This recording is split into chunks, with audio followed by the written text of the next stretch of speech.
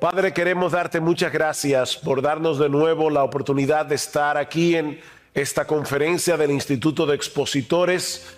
Gracias, oh Señor, por el baluarte que ha sido esta iglesia durante tantos años, defendiendo en alto tu palabra, poniendo tu palabra en un estandarte. Y ahora te rogamos, oh Señor, que tú nos ayudes a cada uno de nosotros como creyentes a amar tu palabra, desear tu palabra, vivir conforme a tu palabra y sobre todas las cosas, oh Señor, amar de todo corazón al Cristo que en tu palabra se revela, porque en su nombre te lo pedimos. Amén y amén.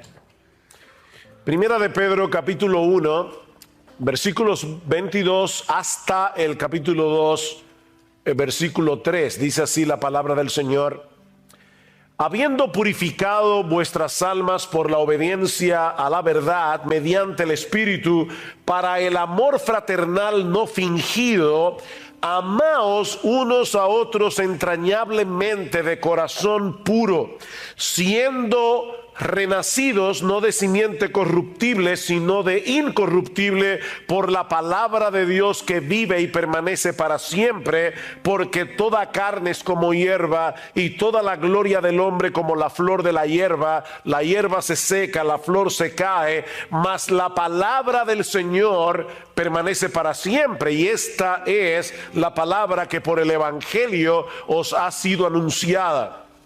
Desechando pues toda malicia, todo engaño, hipocresía, envidias y todas las detracciones, desead como niños recién nacidos la leche espiritual no adulterada, para que por ella crezcáis para salvación, si es que habéis gustado la benignidad del Señor.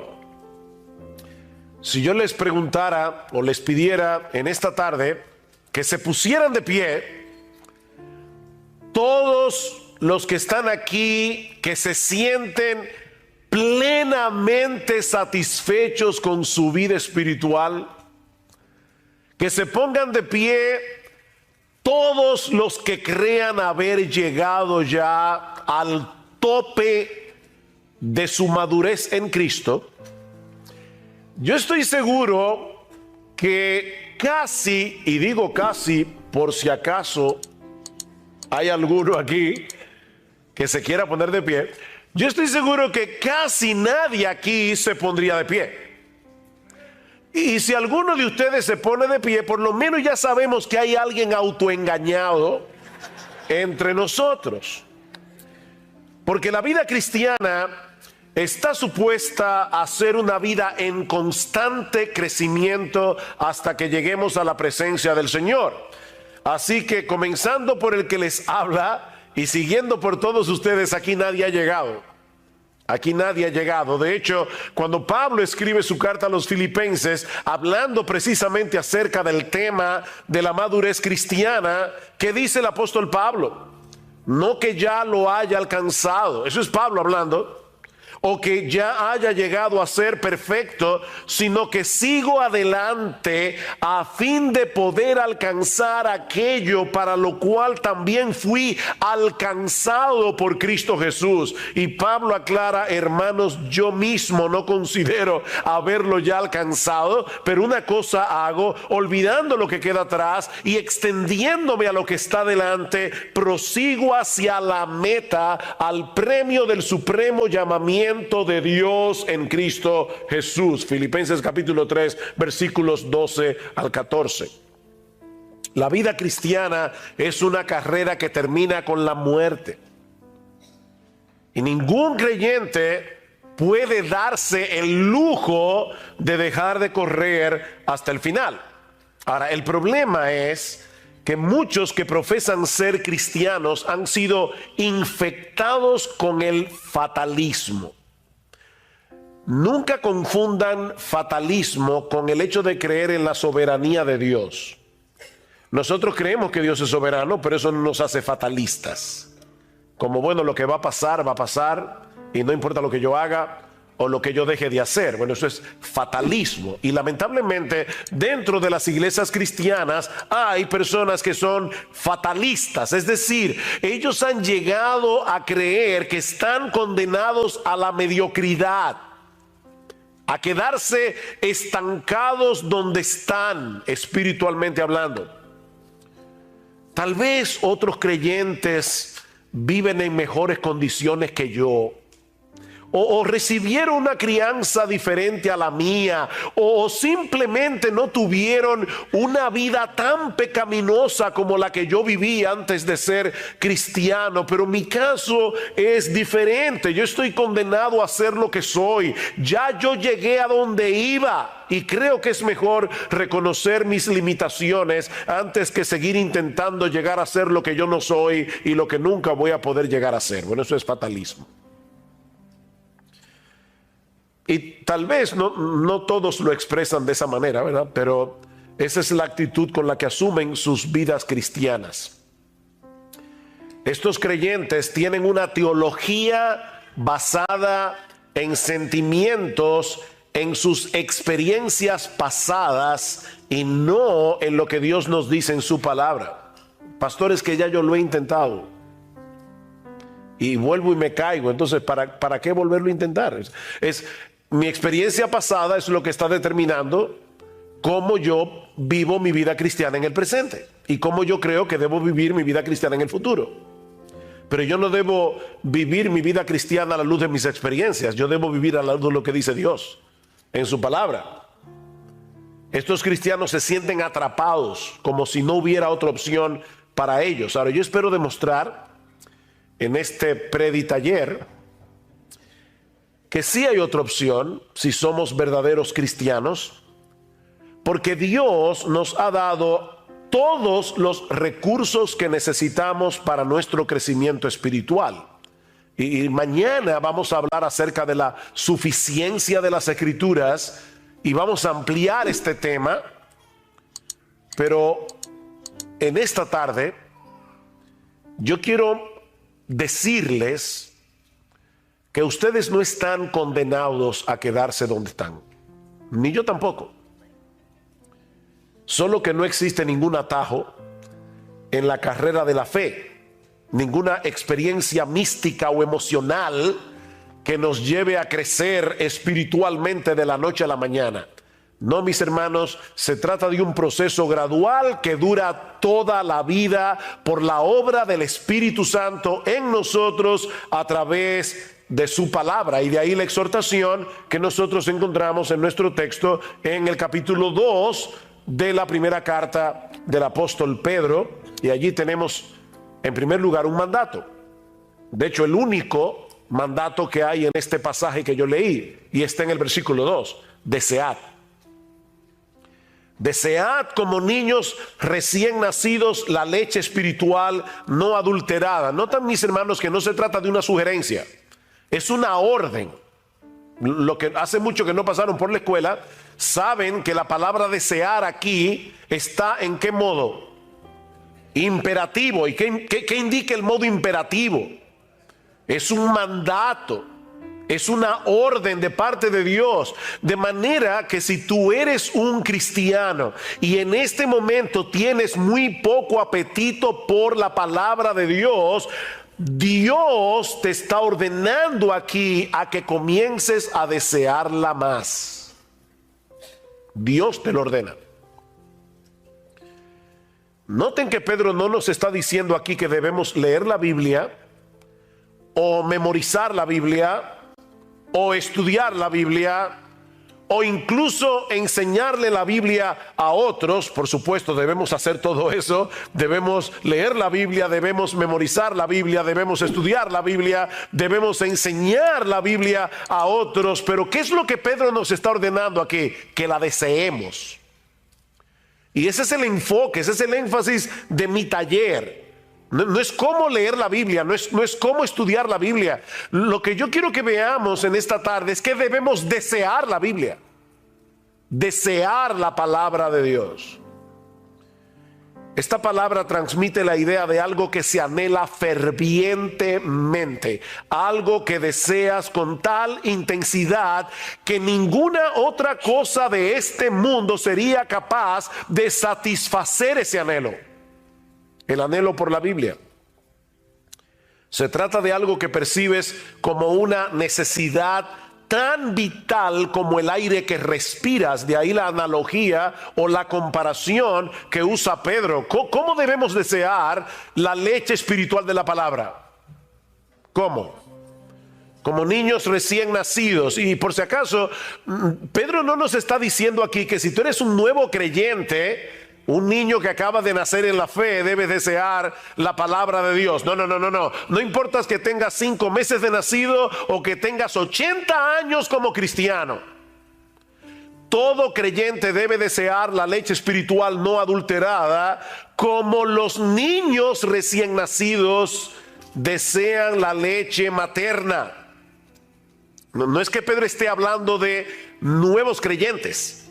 No, él está diciendo a todos los cristianos deben desear la palabra de Dios como los niños recién nacidos desean la leche espiritual. Los niños nacen con un dispositivo puesto por Dios que los lleva a desear la leche materna como ellos no desean ninguna otra cosa de este mundo. Porque sus vidas dependen de eso. Por eso alguien decía que los niños vienen de fábrica con un desorden obsesivo compulsivo por la leche materna. Un desorden obsesivo compulsivo. Ellos no quieren otra cosa. Y ustedes ven que da risa porque las madres se preocupan mucho por el color de la frazada con el que ellas envuelven al bebé mientras los lactan. ¿Verdad? Bueno, por lo menos en República Dominicana. Sobre todo si hay visita en la casa.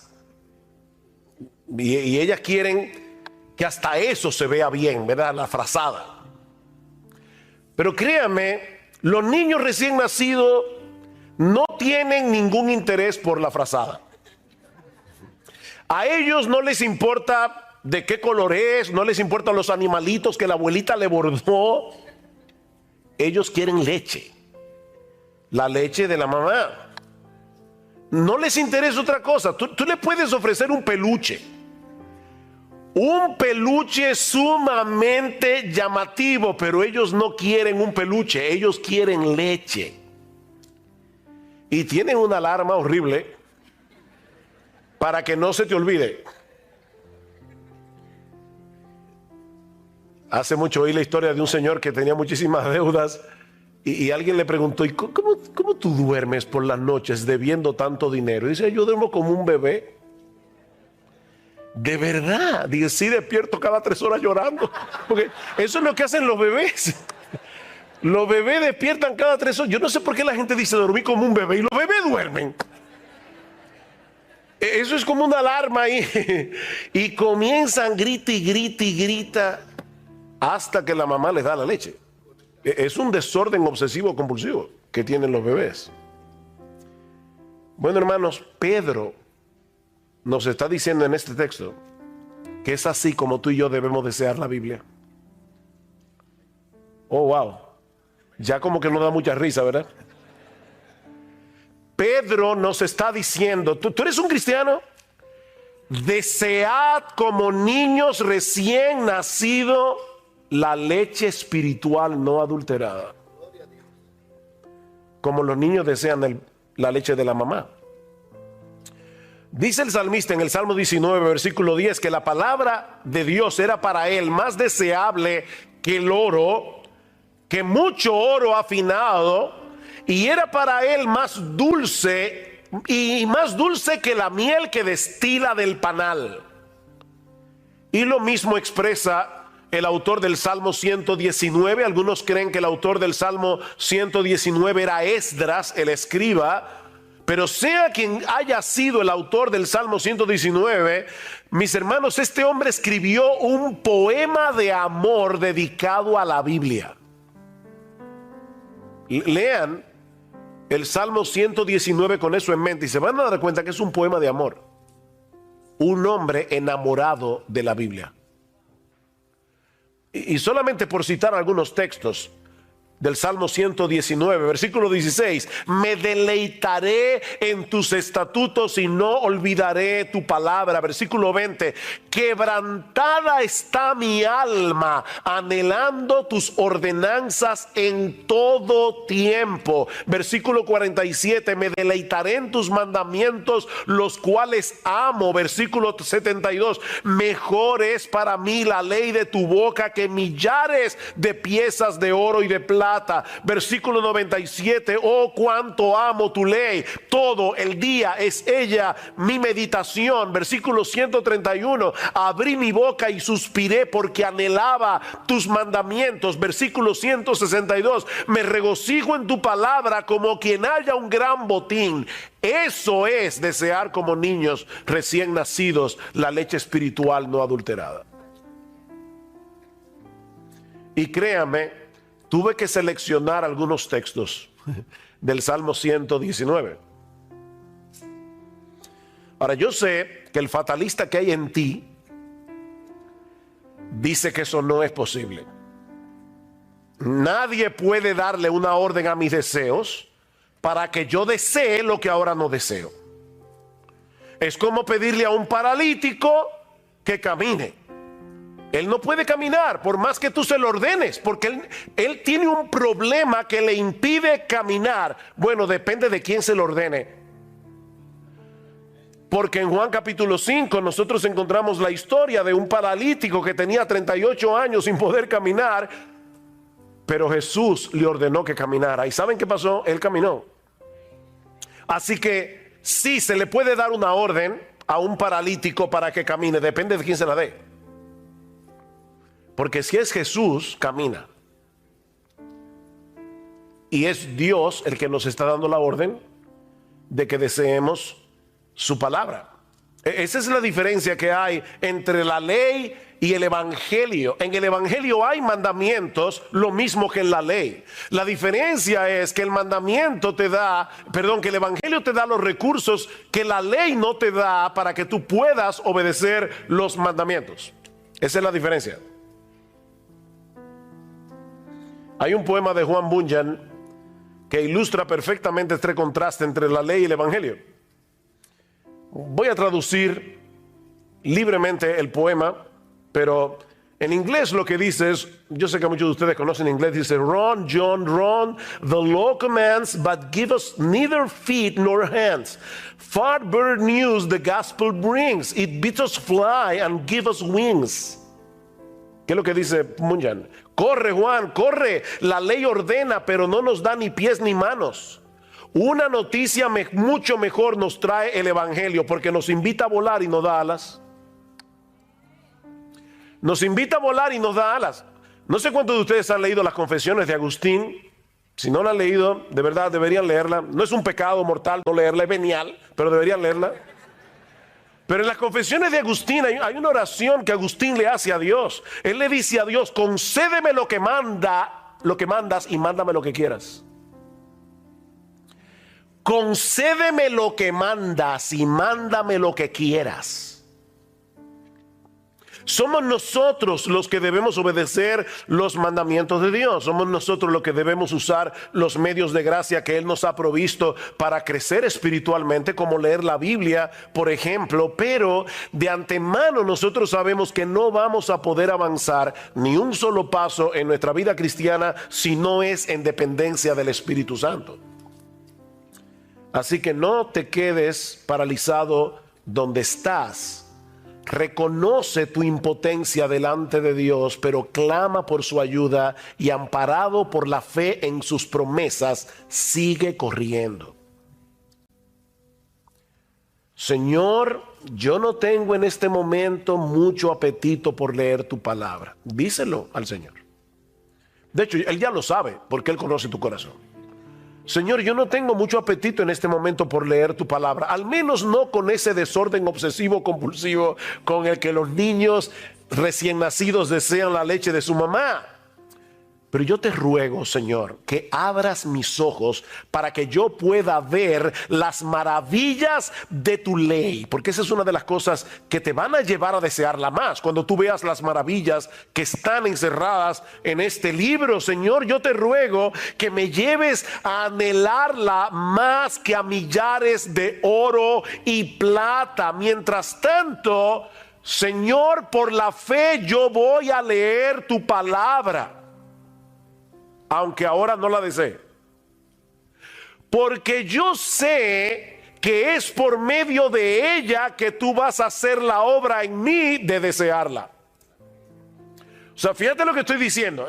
No te estoy diciendo, bueno, pues quédate sin leer la Biblia, dedícate a orar hasta que te venga el deseo. No, lo que te estoy diciendo es, confiésale a Dios tu deseo, tu falta de deseo, pídele que te haga desearla, y comienza a leerla, porque es a través de la lectura de su palabra que Dios te va a dar el deseo por la Biblia. Y eso nos lleva a nuestro segundo encabezado del texto. Pedro no se limita a darnos una exhortación o un mandamiento para que deseemos la Biblia, la leche espiritual no adulterada, sino que también nos da una muy buena razón para hacerlo. Si ustedes notan el versículo 1 del capítulo 2, dice, desechando, ¿qué? Pues, desechando pues. ¿Ustedes recuerdan lo que decía Josías esta mañana de que porque la Biblia es inspirada, cada palabra cuenta?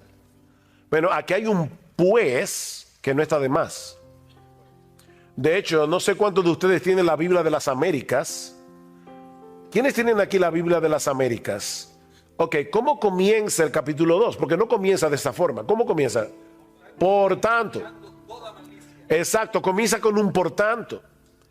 ¿Qué quiere decir eso? Que lo que Pedro va a decir ahora acerca del deseo que debemos tener por la palabra está conectado con lo que él ha venido diciendo antes. Por eso yo comencé a leer desde el versículo 22 del capítulo 1, porque ese es el contexto del pasaje. ¿Qué dice Pedro? Versículo 22 del capítulo anterior. Habiendo purificado vuestras almas por la obediencia a la verdad mediante el Espíritu para el amor fraternal no fingido, amaos unos a otros entrañablemente de corazón puro, siendo renacidos o habiendo nacido de nuevo, no de simiente corruptible, sino de incorruptible, por medio de la palabra de Dios que vive y permanece para siempre. Por tanto, desechando toda malicia, ¿ven el punto? La conexión. Fue por el poder de la palabra que Dios impartió en nosotros una nueva vida, dice Pedro, al punto de ser capaces de amarnos unos a otros con un amor sincero de hermanos. O sea, la palabra de Dios es tan poderosa que a través de su palabra nuestros corazones fueron purificados, nuestros corazones fueron libertados de la esclavitud del pecado, fueron libertados del orgullo, fueron libertados del egoísmo. ¿No es eso lo que nos impide amar a los demás? Bueno, Pedro dice, fue por la palabra que ustedes fueron purificados de esa manera, para que se puedan amar. Dice en Santiago capítulo 1 versículo 18, en el ejercicio de su voluntad Él nos hizo nacer por la palabra de verdad, para que fuéramos las primicias de sus criaturas. El nuevo nacimiento se produce por la palabra. ¿Qué debemos hacer ahora? Alimentarnos de esa misma palabra que nos dio vida, esa misma palabra por la cual fuimos transformados. Alguien decía, la madre de la criatura es también la amamantadora de ella, ¿no es así? La que pare el niño es la que la amamanta. Bueno, ¿quién te parió? Te parió Dios. ¿Por medio de qué? Por medio de su palabra. Eso es lo que Pedro está diciendo. Fuiste engendrado por la palabra, amamántate de la palabra. Ahora tienes que seguir alimentándote por esa misma palabra, porque este libro no es un mero registro de las cosas que Dios hizo por nosotros o que Dios habló en un pasado distante. No, mis hermanos, esta es la palabra viva exhalada por el Dios vivo.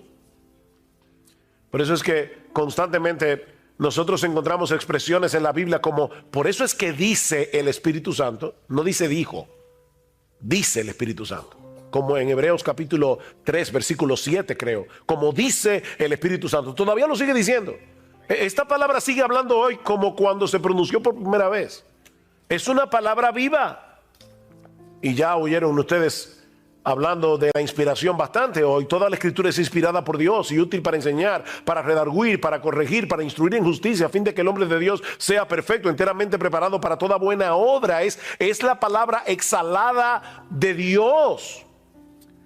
Es por eso que este libro es eficaz, porque está vivo. Increíble. Bueno, iba a usar esa ilustración mañana, pero bueno, ya, ni modo. ¿Saben que leí recientemente que una sociedad de ateos en Estados Unidos estaba haciendo fuerza porque sacaran la Biblia de los hoteles? La Biblia de los Gedeones. Y la pregunta mía es, ¿y por qué los ateos quieren que saquen la Biblia de los hoteles? ¿Será porque ellos creen que ella es capaz de convertir a la gente? Parece verdad como que los ateos tienen más fe en la palabra que muchos cristianos. Ellos le tienen miedo a este libro, a lo que este libro puede hacer. Y por eso quieren sacarlo de las escuelas, quieren sacarlo de los hoteles, quieren sacarlo de todas partes. La palabra de Dios es viva y eficaz y más cortante que toda espada de doble filo. La palabra de Dios está viva. Este libro está vivo. Es un libro poderoso. O el texto que citó nuestro hermano Carballosa ahora, dice, por eso también nosotros sin cesar damos gracias a Dios. Primera Tesalónica 2:13, de que cuando recibisteis la palabra de Dios que oísteis de nosotros, dice, la aceptasteis no como la palabra de hombres, sino como lo que realmente es. Estoy leyendo de las Américas, la palabra de Dios, la cual también hace su obra en vosotros los que creéis. Hace su obra. Es una palabra viva. Dios sigue hablando hoy a través de su palabra para transformar la vida de aquellos que la reciben por medio de la fe. Esta es una palabra que nunca perderá su poder de transformar. Sigue diciendo Pedro en el capítulo 1, porque toda carne es como hierba, versículo 24, toda la gloria del hombre como la flor de la hierba se seca, la flor se cae, mas la palabra del Señor permanece para siempre. Y esta es la palabra que por el evangelio os ha sido anunciada. Por tanto, desead como niños recién nacidos la leche espiritual no adulterada. La misma palabra que Dios usó para darnos vida es la misma que Él usa para sostener y fortalecer esa nueva vida. Y aunque el texto no lo menciona explícitamente, la persona divina que hace eso es el Espíritu Santo por medio de la palabra. Noten cómo Pedro comienza su primera carta, versículo 1 del capítulo 1. Pedro, apóstol de Jesucristo, a los expatriados de la dispersión en el Ponto, Galacia, Capadocia, Asia y Bitinia, elegidos según la presencia de Dios Padre en santificación del Espíritu, para obedecer y ser rociados con la sangre de Jesucristo. Es el Espíritu Santo el que hace esa obra por medio de su palabra. De manera que si tú quieres ver a Dios obrando en tu vida, si tú quieres que Él se manifieste en tu vida, sumérgete en este libro. Porque es aquí y no en ningún otro lugar donde Él se manifiesta. Yo escucho personas en el pueblo evangélico que quisieran tener alguna experiencia espectacular para poder sentir la presencia de Dios. No, ¿tú quieres encontrarte con Dios? Búscalo aquí. Oye, que no lo vas a encontrar en ningún otro lugar. Tú quieres encontrarte con Dios, búscalo en este libro. Aquí es donde Dios se revela. Ustedes recuerdan aquella famosa escena cuando Elías mata o manda a matar a los profetas falsos de Baal, y él mismo sale huyendo al monte Carmelo y se esconde de la furia de Jezabel.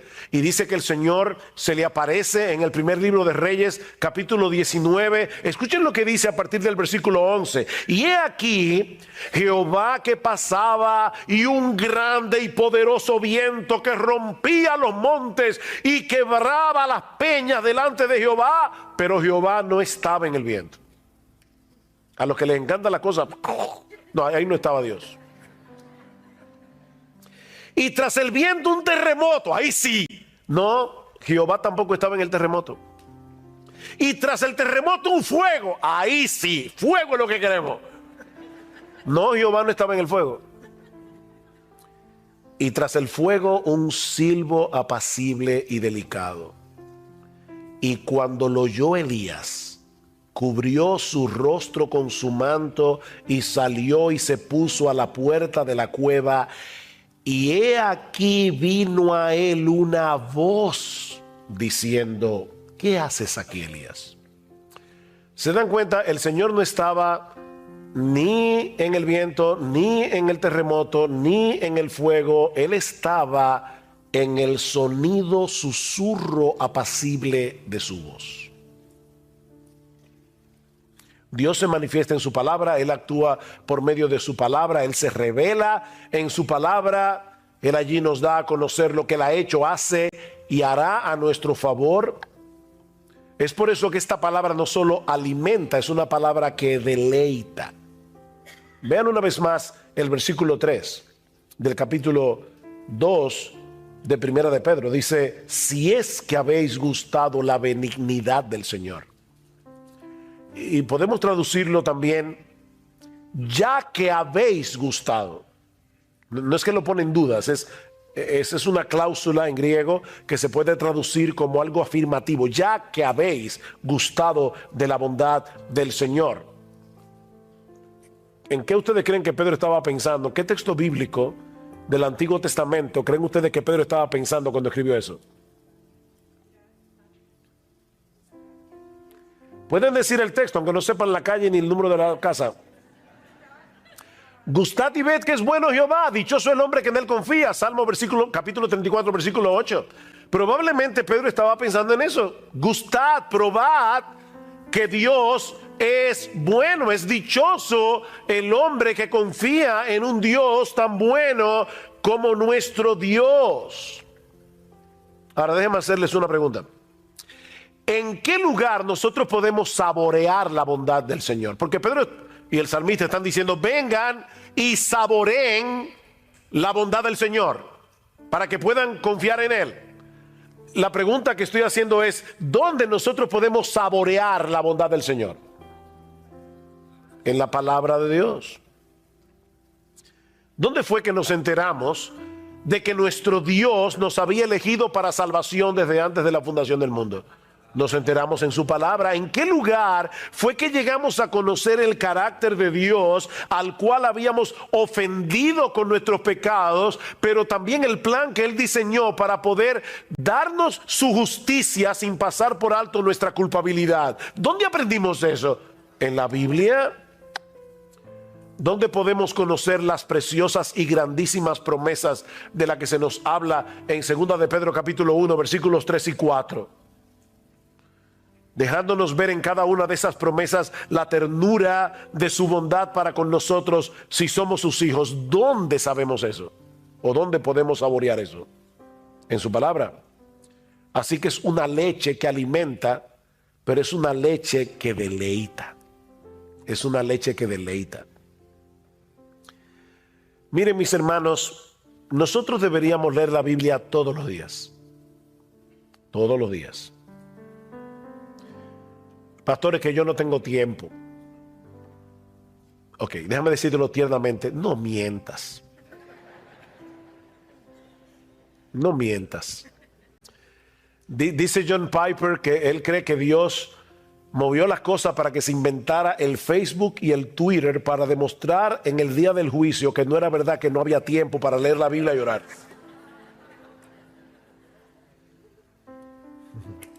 No mientas. No hay tiempo. Lo que pasa es que el tiempo para leer la Biblia no se encuentra, se hace en tu agenda. Tú tienes que apartar el tiempo para leer tu Biblia y debes hacerlo todos los días, porque nosotros necesitamos este alimento todos los días. Nadie en su sano juicio dice voy a comer una vez al mes. Eso sí, el día que coma me voy a dar un atracón. No. Tú comes todos los días, 3 veces al día. Bueno, tú debes leer la Biblia todos los días. De verdad, todos los días. Si se puede leer la Biblia todos los días, se puede. Pero no lo hagas pensando que si no lees la Biblia, ese día te va a caer un rayo del cielo.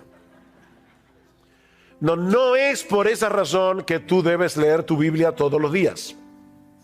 No leas la Biblia por el temor de que si no la lees, Dios te va a castigar o ese va a ser un mal día para ti, todo te va a salir en contra. No. Nosotros leemos la Biblia cada día para conocer mejor a Jesucristo. Nosotros leemos la Biblia cada día para conocer mejor el diamante del Evangelio, que tiene demasiadas aristas y hay que verlo por todos lados para entenderlo cada vez mejor. ¿Saben para qué? Para que Cristo sea cada vez más precioso para nosotros. Es por eso que debemos leer la Biblia. Porque toda esa bondad que nosotros hemos gustado de parte de Dios y que se encuentran en su palabra, han venido a ser nuestras únicamente por causa de Él. Me encanta como lo dice Pablo en el capítulo 1 de la segunda carta a los Corintios. Noten lo que dice en el versículo 20. Porque todas las promesas de Dios son en Él sí y en Él amén, por medio de nosotros para la gloria de Dios. No pierdan de vista la coma. Pablo no está diciendo que todas las promesas de Dios son en el sí, en el amén. No, en Él sí, coma, y en Él, amén, en quien todas las promesas de Dios son sí y amén, en Cristo Jesús. Sin Cristo nosotros no tendríamos derecho a apropiarnos de ninguna promesa bíblica. Así que cada vez que tú leas una promesa en la Biblia, aunque esté en el Antiguo Testamento, piensa en Jesús. Jehová es mi pastor, nada me faltará. Wow, qué hermoso. Bueno, esa promesa no es para ti si tú no estás en Cristo. Y por lo tanto, esa promesa habla de Cristo. Cualquier promesa que haya en la Biblia son en Él sí y en Él amén. Por lo tanto, ¿por qué tú debes leer la Biblia todos los días?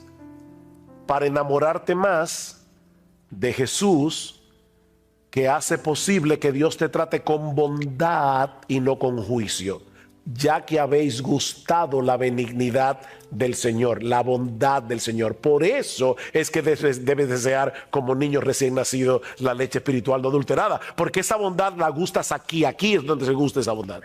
Porque es aquí que nos muestran a Cristo como el mediador que hace posible que todas las promesas de Dios sean sí y amén para nosotros.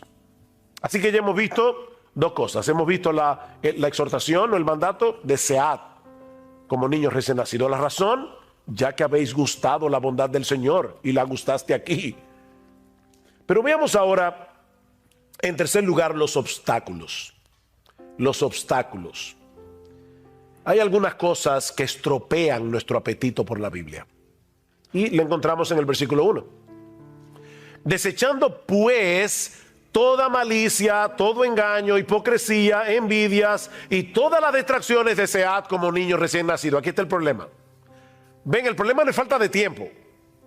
No. El problema está en el versículo 1. Desechen esto.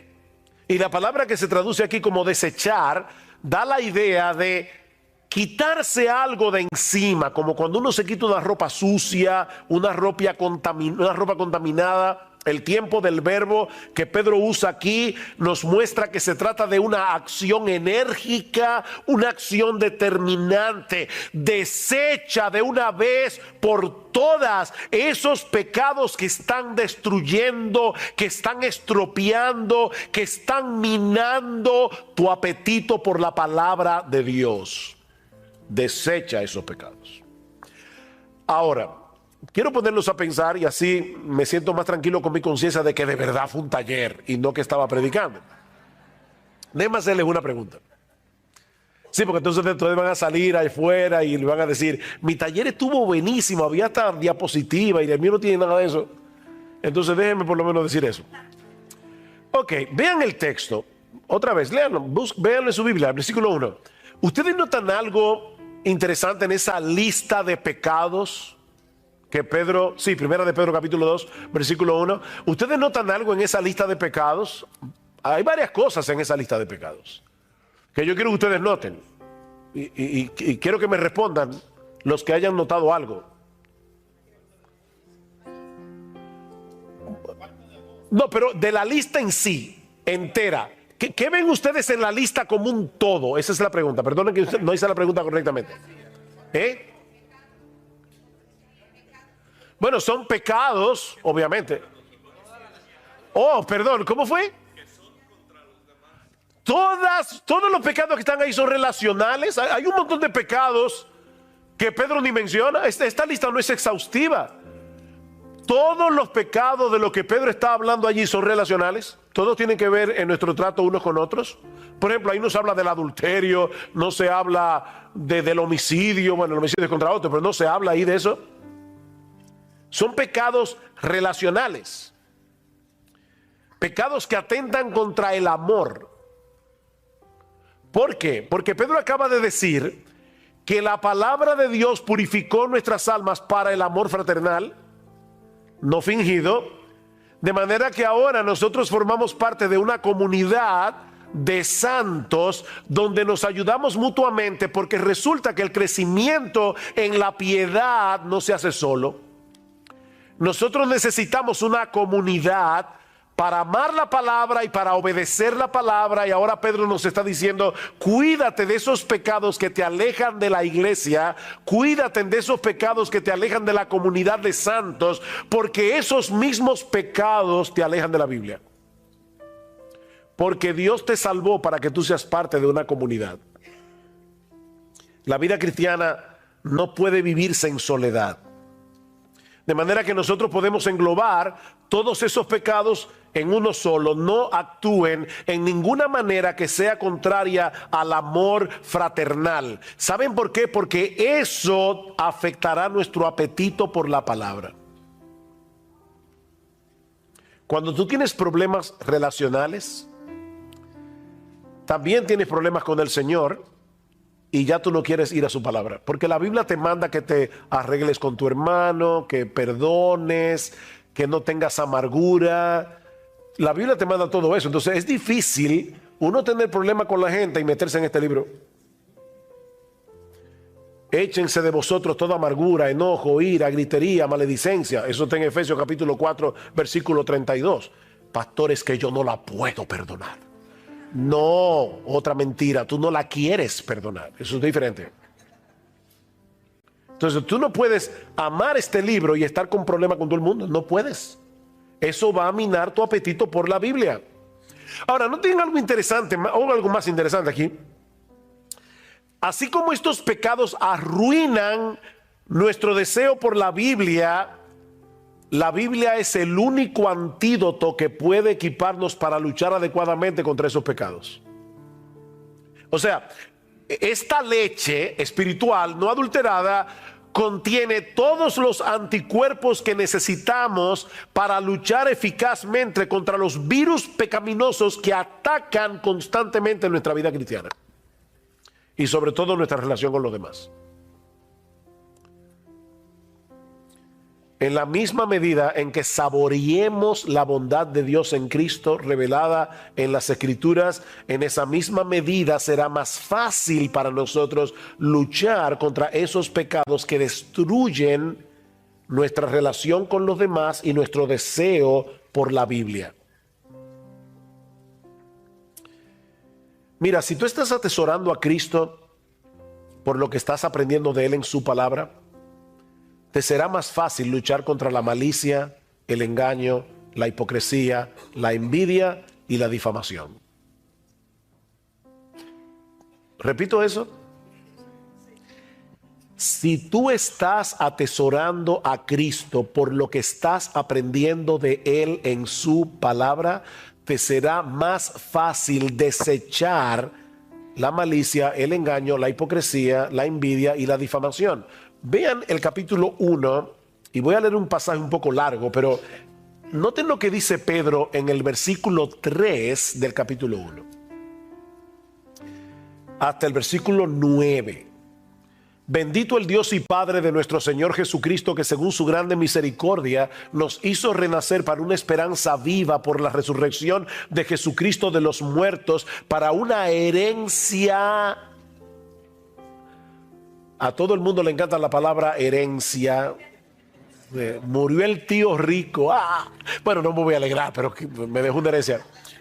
Para una herencia incorruptible, incontaminada e inmarcesible, reservada en los cielos para vosotros, que sois guardados por el poder de Dios mediante la fe, para alcanzar la salvación que está preparada para ser manifestada en el tiempo postrero, en lo cual vosotros os alegráis, aunque ahora por un poco de tiempo, si es necesario, tengáis que ser afligidos en diversas pruebas, para que sometida a prueba vuestra fe, mucho más preciosa que el oro, el cual aunque perecedero se prueba con fuego, sea hallada en alabanza, gloria y honra cuando sea manifestado Jesucristo, a quien amáis sin haberle visto, en quien creyendo, aunque ahora no lo veáis, os alegráis con gozo inefable y glorioso, obteniendo el fin de vuestra fe, que es la salvación de vuestras almas. ¡Wow! ¿Qué pasaje? Pregunta. ¿Qué tiene que envidiarle a los demás una persona que ha sido hecha coheredera con Jesucristo y que está experimentando aquí y ahora ese gozo inefable y lleno de gloria del que Pedro está hablando ahí? Piénsenlo. Una persona que de verdad se está alimentando de lo que dice ahí. ¿Cómo? ¿Y qué tú le vas a envidiar a otra persona? ¿Qué malicia vas a tener? La malicia de la que Pedro habla aquí es el deseo no solamente de tener lo que el otro tiene, sino de que él no tenga lo que yo no tengo. Somos bárbaros. Es increíble la maldad que hay en el corazón humano. No sé si han oído ese cuento indio, pero hay un cuento indio de un genio, de ese genio que se aparece y le dice al tipo: pídeme un deseo. No tres, uno. Pídeme un deseo. Lo que yo quiera, lo que tú quieras. Pero te advierto que lo que tú me pidas, al vecino le voy a dar el doble. O sea, que si yo te pido $1.000.000, al vecino le doy 2. Una mansión, 2 mansiones al vecino. No, si es así, déjame pensarlo. Finalmente el tipo le dijo: déjame ciego de un solo ojo. Óigame. Es que mire, somos envidiosos. Nos molesta que el otro tenga lo que yo no tengo. Ahora, de verdad, y no me digan: no, pastor, yo desde que me convertí nunca he envidiado a nadie. Mentiroso, eso no es verdad. Pero lo que pasa es que la envidia es tan sucia que a la gente no le gusta reconocerla. Hermanos, una persona que está meditando en la Biblia y está viendo el diamante del Evangelio y todo lo que Dios nos ha provisto en Cristo, va a desechar toda malicia, engaño, hipocresía. Ven el punto: desead como niños recién nacidos, pero antes desecha todo aquello. Para que puedas desear la leche espiritual. Pero hay algo más en el texto que ya hemos mencionado, pero que ahora vamos a enfocar de manera más particular, aunque brevemente. Perdona, ¿a qué hora fue que empezamos? No, en serio, no es relajo.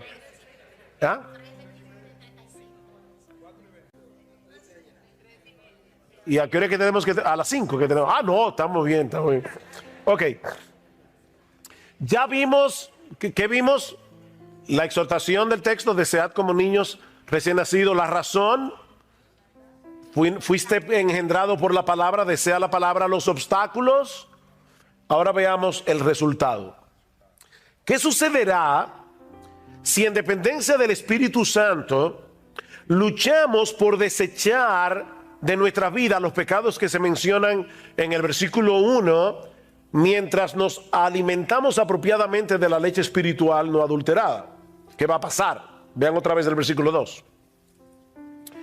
Desead como niños recién nacidos la leche espiritual no adulterada, para que por ella crezcáis para salvación, ya que habéis gustado la benignidad del Señor.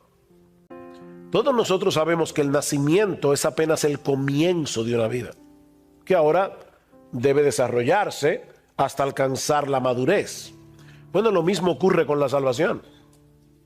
Todo verdadero creyente es alguien que ha experimentado el nuevo nacimiento por medio del poder de la palabra de Dios, pero la conversión es apenas el comienzo, dice Pedro.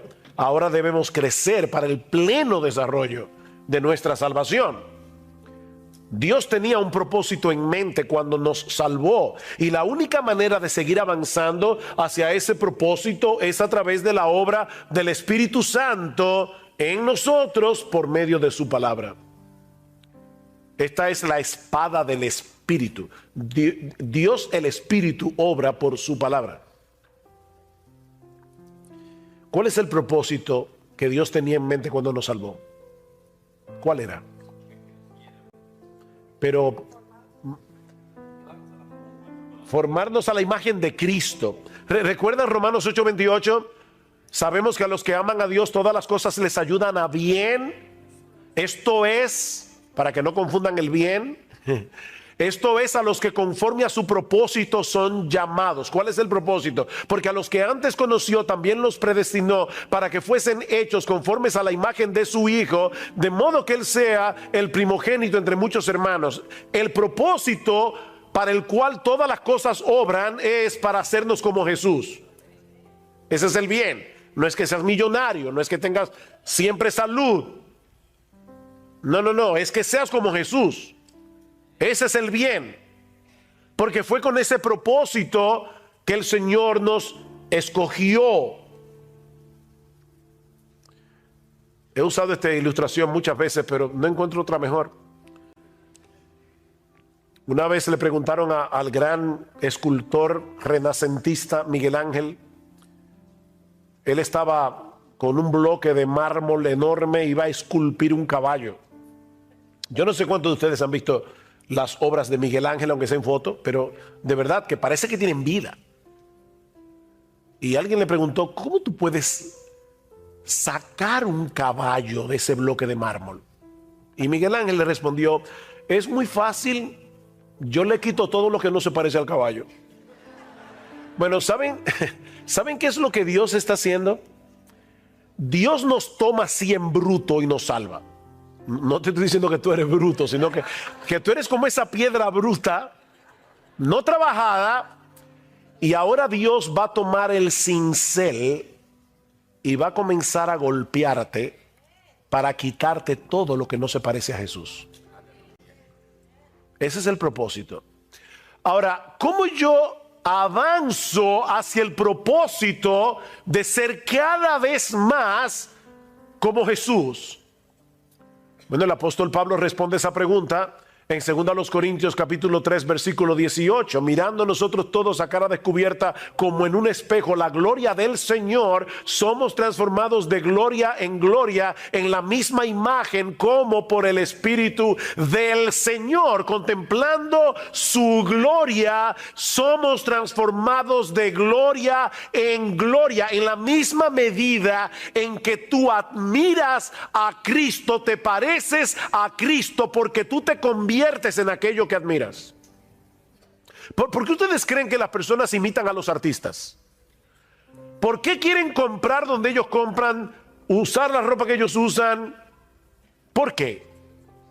Porque tú te conviertes en lo que admiras. Bueno, si tú admiras la gloria de Cristo, te vas a parecer cada vez más a Él. Mirando su gloria, somos transformados de gloria en gloria en la misma imagen. Ahora la pregunta es, ¿y dónde nosotros vemos la gloria de Jesús?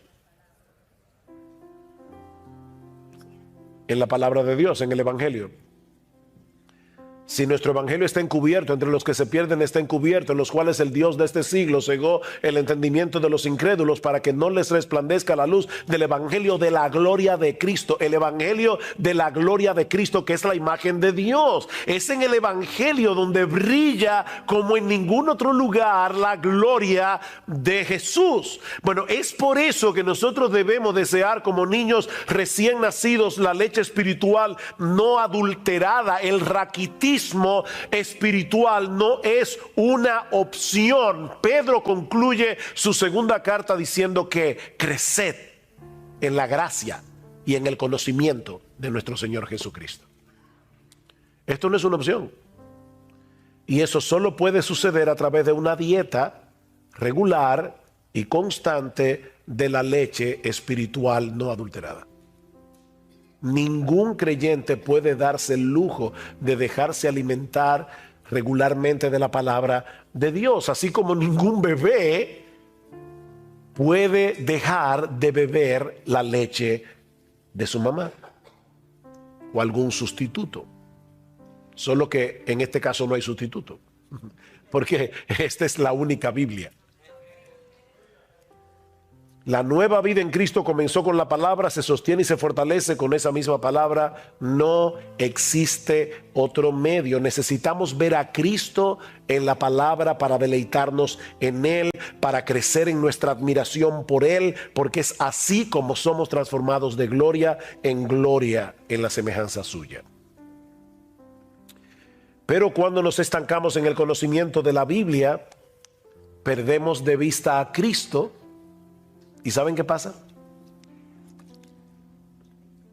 La Biblia pierde su fascinación.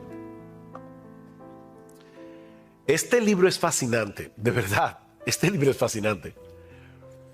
Pero este libro solo es fascinante si tú puedes ver a Cristo aquí. Cuando tú comienzas a ver todas las conexiones. Y miren, déjenme dar un testimonio personal. Yo me convertí al Señor cuando casi estaba a punto de cumplir los 18 años de edad. Me invitaron a una iglesia un sábado. Yo no era creyente, en mi vida había leído este libro realmente. Y me fascinó lo que oí, aunque no creía en nada de eso, pero me fascinó y oré al Señor y le dije, mira Dios, si tú me estás oyendo, yo te quiero conocer, yo no sé si tú estás ahí. Al otro día llamé a una amiga, le dije, mira, me invitaron a una iglesia, así que si tú quieres ir conmigo. Esa amiga, yo tenía 17, ella 16, y ella me acompañó, hasta el día de hoy está ahí sentada. Bueno, la Biblia dice que el que gana almas es sabio. Bueno, el asunto es que empezamos a leer la Biblia juntos. Y de verdad, hermanos, yo puedo decir como testimonio, la Biblia fue un descubrimiento para nosotros. Bueno, más para mí que para ella. Mi esposa Gloria había leído la Biblia, durante un tiempo fue una buena católica, yo no. Y ella conocía la Biblia, algo de la Biblia, yo no conocía nada. Y realmente, de verdad, para los dos, cuando comenzamos a leerla regularmente, fue una fascinación, hasta el punto que ya a los 8 meses de haber visitado por primera vez una iglesia, yo había leído la Biblia completa en los 8 meses. Y de ahí adelante, de verdad, perdón, Dios sabe por qué digo esto, no me estoy gloriando de nada, yo creo que eso es la gracia de Dios, pero yo recuerdo muy pocas veces en estos 41 años que yo haya dejado de leer la Biblia un solo día.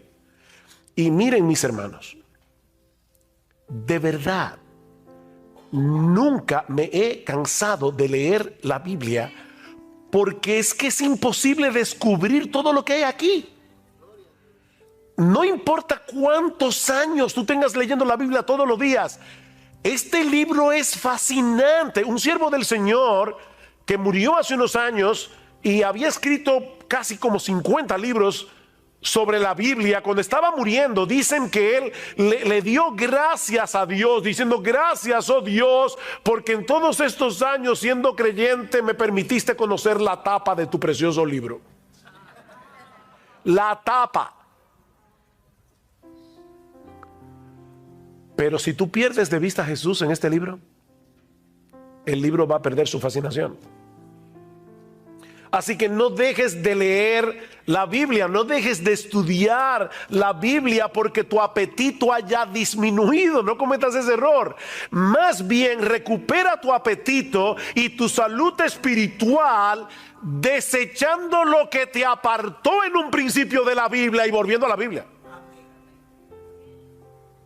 No dejes de leer la Biblia porque no tienes apetito. No, pídele a Dios que te dé apetito. Pero desecha no la Biblia, sino el pecado que te alejó de ella. Y sigue leyendo la Biblia. Y pidiéndole a Dios que te dé ojos para ver las maravillas de su ley. Porque la maravilla que está aquí encerrada es la gloria de Jesús. Y de verdad es sorprendente todas las conexiones que hay en la Biblia que te apuntan hacia Jesús. Sin espiritualizar las escrituras. Yo no estoy hablando aquí de alegorizar. No, nunca alegoricen con la Biblia. Estamos hablando de interpretarla correctamente. De interpretar la Biblia correctamente. Déjame hacerte una pregunta. Si Dios ahora mismo te diera la opción de obtener en este momento todo lo que tu corazón desea, todo,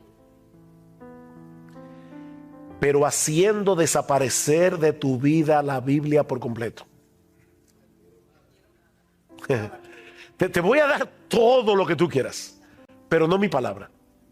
Tú no vas a tener una Biblia para leer, tú no vas a tener una iglesia donde te la van a predicar fielmente. Es más, yo voy a borrar de tu memoria todo lo que tú sabes de la Biblia hasta el día de hoy. Todo lo que tú has leído, lo voy a borrar de tu memoria. ¿Cuál sería tu elección? Yo sé que si tú eres un verdadero creyente, vas a decir como algunos han dicho ya: no, Señor, no. No me des lo que yo quiero, dame tu Biblia. Pero si nosotros creemos eso, ¿por qué no leemos la Biblia más asiduamente? ¿Tú te das cuenta de la necesidad que tienes de la Biblia? Si ahora te vieras amenazado de que te la quitaran, tú verías que la Biblia es un tesoro. Pero ahora la tenemos en qué sé yo cuántas versiones, en el iPad, en el celular, en todas partes. La Biblia ahora está más a la mano que nunca. De hecho, no puedes leerla porque te levantaste tarde, vas camino al trabajo, el tránsito aquí en Los Ángeles es difícil. Óyela, escúchala, que la Biblia oída también es la Biblia. Ponla que te la lea el teléfono. Algunos dicen, ¿saben que eso se llama teléfono inteligente? Algunos dicen que esto es lo único inteligente que alguna gente tiene, pero son inteligentes, son aparaticos. Coge este aparatico, baja la Biblia y oye la Biblia. Es un tesoro. Y tú la necesitas como el niño recién nacido necesita la leche de su mamá. Léela diariamente, léela diariamente. Léela en oración, léela con atención, léela para aprender más de Cristo. Léela para aprender más de Cristo, para aumentar tu admiración por Él. Déjame darte un ejemplo. Estás leyendo el libro de los Jueces y llegas a ese horripilante pasaje donde un hombre llega con su concubina a la ciudad de Gabá, la violan, la muchacha muere y el tipo la parte en 12 pedazos y envía un pedazo a cada una de las tribus de Israel. ¿Dónde está Cristo ahí? Y por favor no me diga que son 12 pedazos los 12 apóstoles, no. O sea, ¿Dónde está Cristo ahí? ¿Sabe dónde está Jesús? ¿Qué dice el libro de los Jueces? ¿Cómo termina? En aquellos días no había rey en Israel. Cada cual hacía lo que bien le parecía. Israel necesitaba un rey. Y el libro de Jueces te lleva a Ruth, y el libro de Ruth te lleva a David. Pero entonces cuando llegamos a Samuel y comenzamos a leer de David, uno dice, ¿qué le pasó a David? David no era el rey que nosotros necesitábamos. No era Josías, que fue uno de los grandes reyes de Israel. No era Ezequías. No, el rey que nosotros necesitamos es a Jesús, el hijo de David. Entonces tú puedes leer Jueces, y leer de Levita y la concubina y decir, yo necesito un rey que gobierne mi corazón. Y ese rey es Jesucristo, ya fue enviado para que gobierne mi alma, porque si no, yo viviría como el tiempo de los jueces, yo haría lo que bien me pareciera. Yo necesito un rey que me gobierne, y ese rey es Jesús. Entonces, fíjense, sin alegorizar el texto, el libro de los Jueces está ahí para mostrarnos nuestra necesidad de un rey. Y todo el Antiguo Testamento está allí para demostrarnos que ninguno de los reyes de Israel era el rey. Era para prepararnos para Jesús. Lee la Biblia con los ojos puestos en Jesús y lo vas a encontrar sin espiritualizar el texto. Y aunque sea imperceptible para ti, ¿sabes lo que va a pasar? Poco a poco vas a crecer espiritualmente. Tu carácter irá conformando cada vez más al carácter de Jesús mientras contemplas el resplandor de su gloria en el Evangelio. Así que esta es mi invitación a todos ustedes para concluir. Gustad y ved que es bueno el Señor. Dichoso el hombre que en Él confía. Tenemos 20 minutos. Preguntas. Sí, hermano.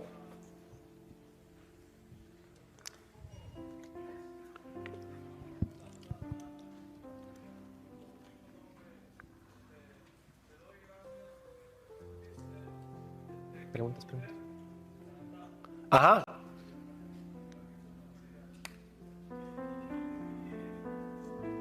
¿Quién dijo eso? Oh, él está diciendo, es una ironía porque él está diciendo, bueno, me pasé 60 años, yo no sé cuánto estudiando la Biblia y lo más que llegué a aprender fue esto, la tapa. O sea, es como, mira todo lo que me faltó conocer porque yo nada más conocí la tapa. Pero obviamente fue una ironía, no una ironía, pero es diciendo, cuánto me faltó por conocer de tu libro. Eso lo dijo John Rice. Vamos a tener las preguntas aquí con el micrófono. Vamos a hacer una fila. Vamos a hacer una fila aquí y vamos a ir pasando el micrófono. Entonces. El hermano está aquí. Sí, yo estaba buscando de dónde sale esa voz misteriosa. Por acá estamos. Acá. Otra pregunta. Aquí está el hermano.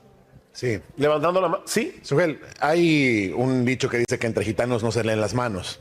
¿Qué? ¿Un dicho que dice? Que dice que entre gitanos no se leen las manos. Aquí estamos solamente hispanoamericanos y sabemos que hay un histórico lastre cultural entre nuestros pueblos por el cual no estamos acostumbrados a leer, no leemos tanto como deberíamos. ¿Qué opinión te merece eso? ¿Y cómo podríamos aplicar todo esto de lo que has hablado, que es valiosísimo, a un pueblo que tradicionalmente, históricamente, no está relacionado con los libros? Gracias por la pregunta. Primero, noten que ni siquiera en el texto griego dice: desead como niños recién nacidos la leche espiritual no adulterada, a menos que tú seas latinoamericano. Eso no está en el texto original. Así que cuando la Biblia dice desead como niños recién nacidos, ya Dios sabía de antemano que los latinoamericanos íbamos a existir y Dios sabía que no íbamos a ser muy dados a la lectura. Pero aún así dice desead como niños recién nacidos la leche espiritual no adulterada. Yo creo que el problema es no percibir la necesidad que tenemos de la Biblia. El hábito de lectura es algo que se desarrolla y se desarrolla poco a poco. Yo te diría, no comiences a leer muchos capítulos de la Biblia si no tienes el hábito de lectura. Pero ¿sabes qué, mi hermano? Es mejor que leas una pequeña porción cada día a que no leas la Biblia en una semana y entonces un día te leas 10 capítulos. Porque vas a formar el hábito poco a poco. Entonces lee una porción, pero léelo recordando que la Biblia es un libro como cualquier otro libro y no es un libro como cualquier otro libro. ¿Qué significa eso? Bueno, significa la Biblia no es un libro como cualquier otro libro porque este libro fue inspirado por Dios. Pero la Biblia sí es un libro como cualquier otro libro porque debes leerlo como se lee cualquier libro. ¿Cómo tú lees un libro? Así. O sea, tú tomas, voy a leer Los Miserables de Víctor Hugo. ¡Pum! Jean Valjean está huyendo. ¿Y quién es Jean Valjean? Bueno, si tú hubieras leído el libro desde el principio, supiera quién es Jean Valjean y por qué está huyendo. Bueno, la Biblia se lee así. De hecho, nosotros tenemos en el Nuevo Testamento cartas. ¿Cómo tú lees una carta? Te llegó una carta de tu novia. Ya no llegan cartas, pero antes llegaban cartas. Te llegó una carta. ¿Cómo tú la lees? Un párrafo hoy. Mañana lees otro párrafo y ya te olvidaste del párrafo que leíste ayer. No, tú lees la carta entera. Lee la carta. Pues la carta a los romanos, ¿saben qué es? Una carta. Es la carta a los romanos, es la carta a los corintios, es la carta a los efesios. Bueno, léelo como una carta. Léelo de principio a fin. No habrá Efesios 2, a ver. No. O sea, no es un horóscopo. Esto no es un horóscopo. Es un libro. Entonces léelo como tú lees cualquier otro libro, pero poco a poco y vas formando el hábito de lectura. Pero es verdad que lamentablemente en América Latina no tenemos una cultura de lectura, pero aún así, mi hermano, tú eres cristiano, desea como niño recién nacido la leche espiritual adulterada. Lee tu Biblia. Poco a poco vas a formar el hábito. La siguiente pregunta que yo tengo es que usted dice, si Dios te dijere, te daré todo lo que tú quieres, pero te quitaré mi palabra y te borraré todo de tu mente. ¿A qué se refería allí? Prácticamente a mi alcance mueres espiritual. No, claro, esto es una ilustración. Dios nunca va a hacer eso, gracias al Señor. Él nunca nos va a poner a elegir. Sin embargo, el hecho de ponernos a elegir, aunque sea algo supuesto, nos ayuda a visualizar más claramente cuánto de verdad atesoramos la Biblia. Sin embargo, no actuamos en consecuencia. Porque si nos dijeran, te voy a quitar la Biblia, tú dirías, no me la quites. Bueno, pero sin embargo la tienes y no la lees. Entonces, fue para chocarlos un poco, pero obviamente Dios nunca va a hacer eso. Sí, buenas tardes, hermano. Ya nos fuimos, pasaron 15 días o 20. La mayoría de los que estamos, pues escuchamos un taller, pero no dimos atención, hermano, y no estamos leyendo en nuestra casa la palabra de Dios. Ya estamos en ese momento. ¿Qué nos dice la Biblia? ¿Qué nos dice el Señor en esta condición? Bueno, vamos a suponer, se acabó la conferencia del IDEX, pasaron 2 semanas y tú dices, el taller del pastor Michelén. Yo no empecé a leer mi Biblia regularmente. Bueno, simplemente no te quedes postrado diciendo, oye, otra vez, es que yo no cambio y no voy a cambiar nunca. No seas fatalista. Señor, perdóname, debí haber hecho un plan, no lo hice. Perdóname por no haberlo hecho, pero voy a comenzar ahora. Y bien, comienza. No dejes que tu falta pasada te lleve a seguir cometiendo faltas futuras. Pide perdón y sigue corriendo. No te quedes postrado allí. Haz un plan de lectura. A nosotros siempre nos ha sido de mucha ayuda tener un plan de lectura. Porque a veces uno se levanta y dice, ¿qué leo de la Biblia? Así es muy difícil desarrollar el hábito. Es bueno que tú sepas, ok, hoy me toca Mateo 5, ya tú sabes, ya al otro día te va a tocar Mateo 6 y luego Mateo 7. Haz un plan de lectura que te permita exponerte a toda la Biblia. De paso, padres que están aquí, y volviendo a tomar el tema de la falta de lectura entre los latinoamericanos, ¿podemos nosotros cambiar esa cultura ayudando a nuestros hijos a desarrollar el hábito que nuestros padres no nos ayudaron a desarrollar? Ahora, ¿cómo tú crees que tus hijos van a desarrollar ese hábito por la lectura si no te ven leyendo? Y de hecho es algo que, voy a decir esto, yo no soy dogmático con lo que voy a decir ahora, porque de hecho hay personas cercanas a mí con quienes yo he hablado de este tema y no piensan igual que yo, y yo lo respeto. Pero esa es una de las razones por la que yo creo que los padres deberían considerar si es sabio leer aquí, en este dispositivo, que leer aquí. Porque cuando tú estás leyendo, yo leo la Biblia aquí, yo no tengo hijos en casa. A veces, yo prefiero leer mi Biblia aquí, pero a veces si voy de viaje y de repente veo que en el avión dejé la Biblia en el carry-on y está arriba y tengo el iPad en la mano, yo leo la Biblia en el iPad. Sin embargo, cuando nuestros hijos nos ven con este dispositivo en la mano, ellos no saben qué es lo que estamos haciendo. Ellos no saben si estamos jugando algo, ellos no saben si estamos leyendo la Biblia, ellos no saben eso. Pero cuando ellos te ven con la Biblia en la mano o te ven con un libro en la mano, eso impacta. Y yo lo digo por experiencia personal. Cuando yo era niño, a mí no me gustaba leer. Yo recuerdo la primera vez que yo vi un libro donde solo había letras sin figuritas. Yo no lo podía creer. ¿Y cómo a una gente le gusta un libro que solo tiene letras? Pero mi papá era un hombre con un muy buen hábito de lectura y con una buena biblioteca. Y yo lo veía leyendo. Y luego él influyó en mis hermanos mayores y entonces yo veía a mis hermanos mayores leyendo. Y yo recuerdo como ahora, cuando yo tenía 12 años, yo no era creyente, ni en mi casa nadie era creyente, fue el boom de Gabriel García Márquez. Y estaba mi papá y mis dos hermanos leyendo 100 años de soledad.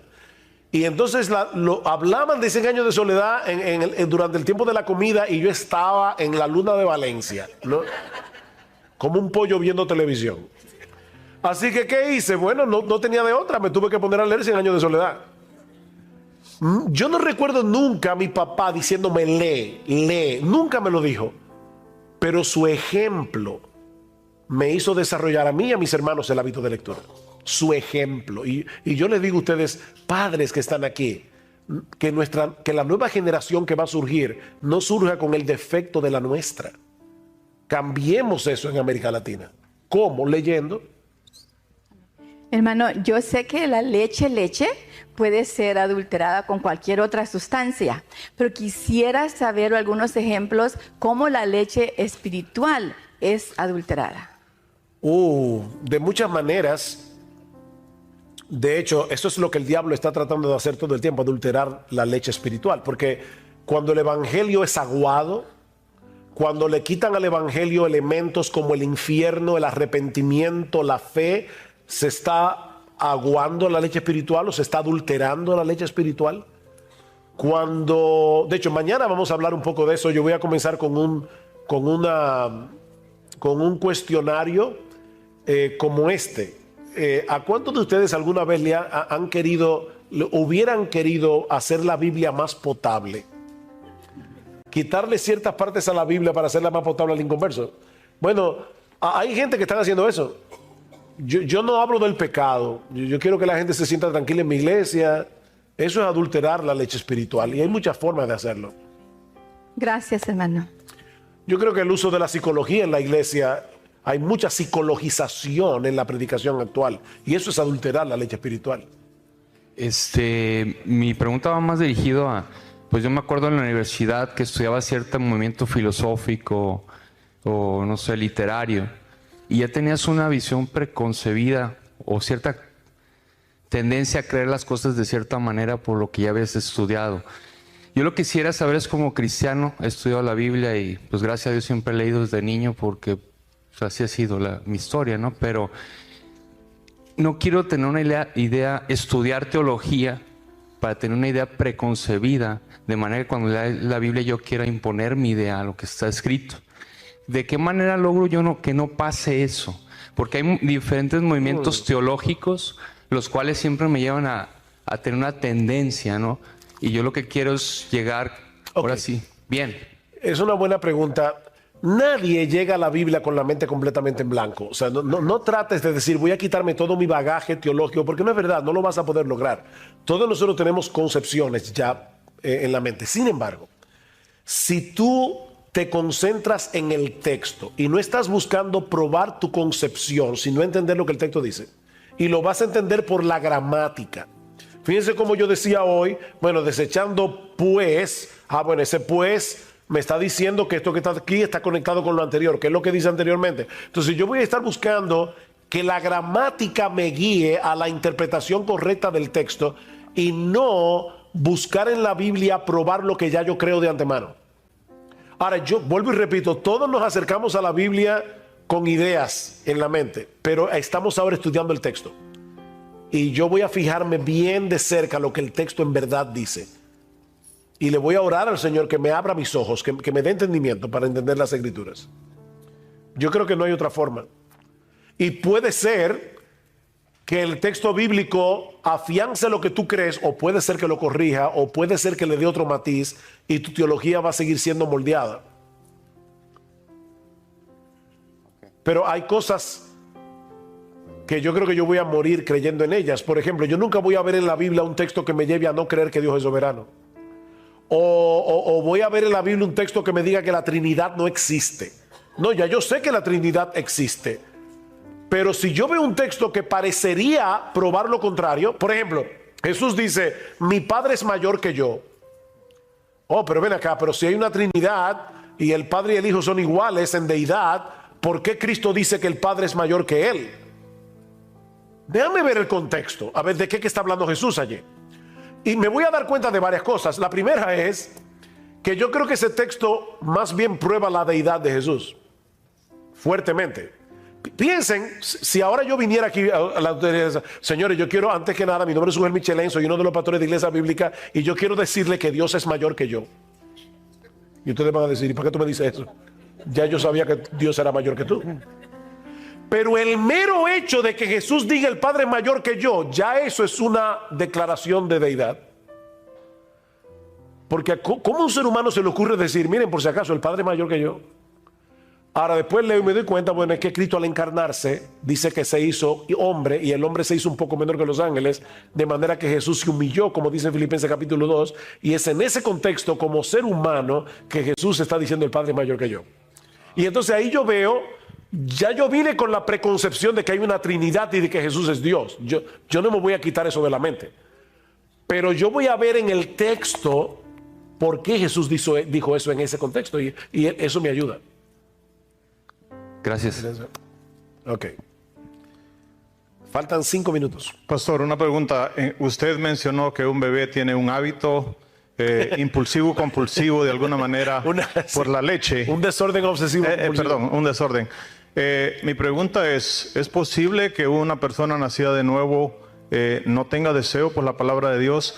Y de ser así, ¿hasta cuándo debe entrar como un indicativo y debe de empezarse la persona a cuestionar si verdaderamente ha nacido de nuevo al no desear la leche espiritual? Bueno, esa es otra buena pregunta. Yo creo que un creyente puede eventualmente ir perdiendo, como dice Pedro, el apetito por la palabra de Dios.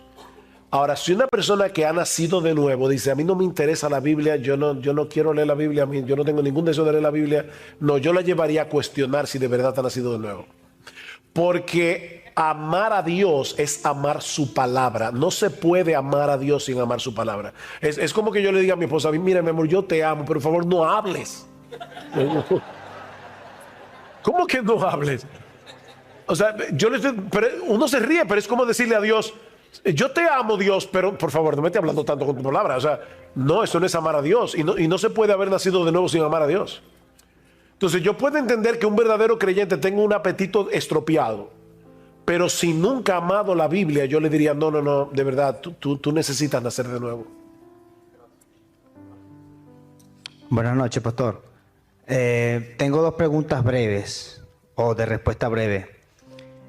Soy relativamente nuevo en Cristo, estoy en ese amor, pero en la búsqueda de la palabra, que quisiera saber si es necesario estudiar el contexto cultural de los judíos y si de ser así, ¿qué libro recomienda? La segunda es, la señora preguntaba que si la leche podría ser adulterada. Tomando en cuenta el contexto de la prédica, que la leche es la palabra, y usted estaba hablando de que podría ser el evangelio, quisiera saber si la leche adulterada podría ser alguna traducción en especial que transgiverse la escritura. Ok, en cuanto a la segunda pregunta, déjame comenzar por atrás. Definitivamente sí hay traducciones que pueden adulterar la palabra de Dios. Ahora, yo les diría, de verdad, antes de decir que una versión está adulterada, no repitan lo que ustedes escuchan por YouTube.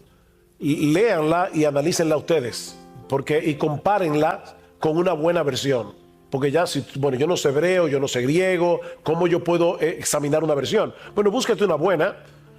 Hay dos tipos de traducciones. Hay traducción dinámica y hay traducción formal. La traducción formal es la que trata de traducir el texto lo más literal posible. La dinámica es la que traduce la idea del texto. El problema con la dinámica es que hay mucho de interpretación en la traducción. Entonces, no bases tu interpretación en una traducción dinámica como la Nueva Versión Internacional o la nueva traducción o la nueva traducción viviente. Son traducciones dinámicas, pero usa mejor las Américas de la Reina Valera porque son traducciones más literales y compáralas. Pero antes de demonizar una versión, analízala, no repitas. Por ejemplo, Dios habla hoy, yo no creo que es una buena versión. Pero hay que analizar el texto. Ahora, la primera pregunta fue, ¿eres nuevo creyente? ¿Cuál fue la pregunta? Soy nuevo creyente y me gustaría saber si para poder tener una mayor comprensión de la palabra.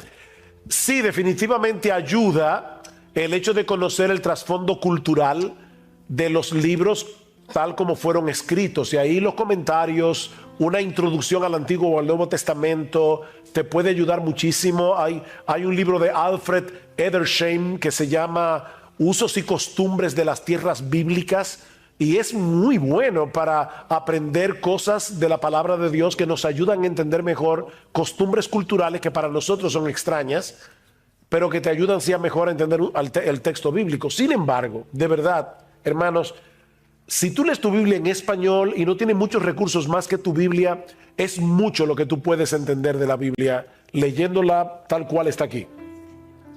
De verdad, hay detalles que vas a perder, pero lo esencial está aquí tan claro como la luz del mediodía. Tan claro que nadie puede decir, Señor, no te obedecí porque no tenía un contexto cultural. No. Lo que hay que obedecer de la Biblia está claro. Por eso decía Mark Twain, no me preocupa lo que no entiendo de la Biblia, lo que me preocupa es lo que sí